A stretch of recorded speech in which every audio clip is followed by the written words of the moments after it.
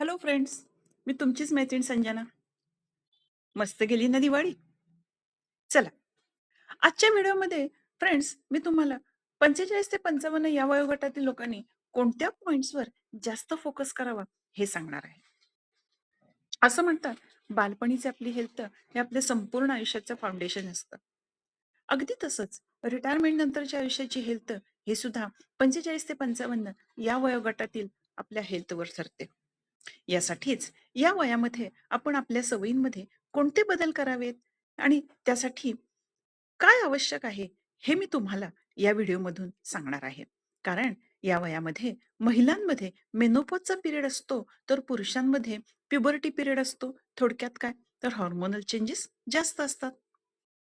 Friends, स्त्रियांमध्ये मात्र पुरुषांपेक्षा जास्त हार्मोनल चेंजेस असतात बरं का. खरं तर इथून पुढं शरीर हळू-हळू थकत जात असतं. शरीरामध्ये काही न्यूट्रिशन्सची कमतरता होत असते. त्यामुळे आपल्या शरीराला काही सवयी लावून घेणे आवश्यक असते, जेणेकरून रिटायरमेंट नंतर आपली हेल्थ आणि मानसिक स्वास्थ्य दोन्हीही चांगले राहण्यास मदत होते. यासाठी मी तुम्हाला या व्हिडिओमध्ये 10 पॉइंट्स सांगणार आहे. त्यामुळे हा व्हिडिओ नेहमी एवढा म्हणजेच 2 मिनिटा एवढा न होता 4 ते 5 मिनिटाचा होण्याची शक्यता आहे. पण फ्रेंड्स, मुलं जशी हल्ली फास्टच्या मागे जास्त आहेत, तसेच हल्लीचे पालक सुद्धा 2 मिनिटापेक्षा जास्त मोठा व्हिडिओ पाहत नाहीत. त्यांनाही फास्टची सवय लागली आहे.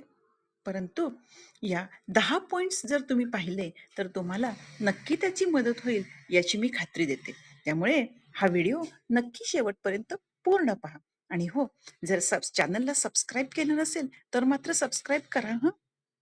चला 10 पॉइंट्स कोणते